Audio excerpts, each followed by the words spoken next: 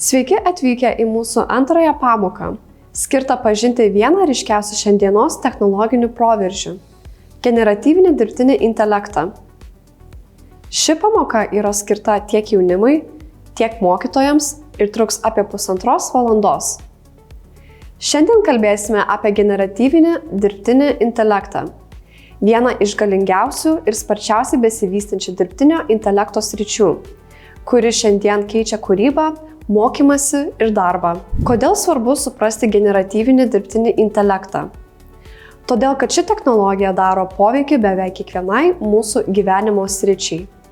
Tekstams, vaizdams, muzikai, mokslo projektams, darbams, komunikacijai ir net asmeniniam identitetui.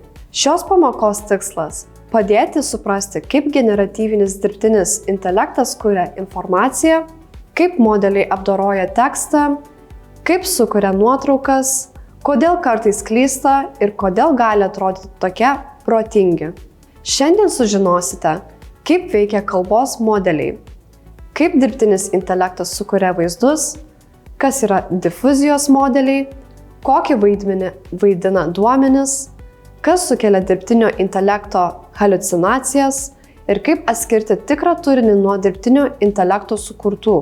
Jaunimui ši pamoka suteiks supratimą, kaip atsakingai naudoti dirbtinį intelektą mokyklos projektuose, socialiniuose tinkluose, kūryboje ar saviraiškoje.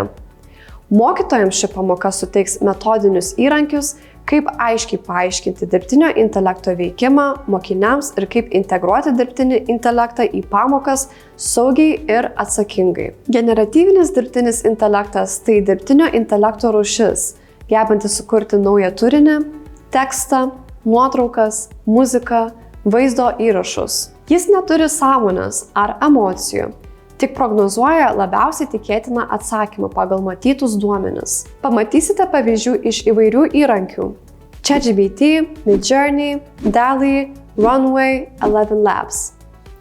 Kiekvienas jų veikia skirtingai, bet visi remiasi tais pačiais principais, kaip vyks mokymasis. Procesas bus aiškus ir paprastas. Pradėsime nuo šio įvadinio vaizdo įrašo, tada išnagrinėsite pagrindines sąvokas ir teoriją. Po to pereisite prie praktinių įrankių, kuriuos galėsite išbandyti patys. Apžvelgsite realius pavyzdžius, atliksite užduotis ir galiausiai kartu apibendrinsime pagrindines pamokos mintis. Ir svarbiausia, jūs mokysitės individualiai savo tempu, kada jums patogu. Tai reiškia, kad galėsite sustoti, grįžti prie turinio ar peržiūrėti įrankius tiek kartų, kiek norėsite. Ko jums reikės? Tik kompiuterio arba telefono su interneto ryšiu. Jeigu norėsite, turėkite užrašų knygelę, ji pravers, kad pasižymėtumėte svarbiausias mintis ar klausimus, kurie kils mokantis. Ir dabar klausimas. Kuris lydės jūs visą šios pamokos laiką? Ar viskas, ką matote ar skaitote internete, tikrai buvo sukurta žmogaus? Pagalvokite apie tai.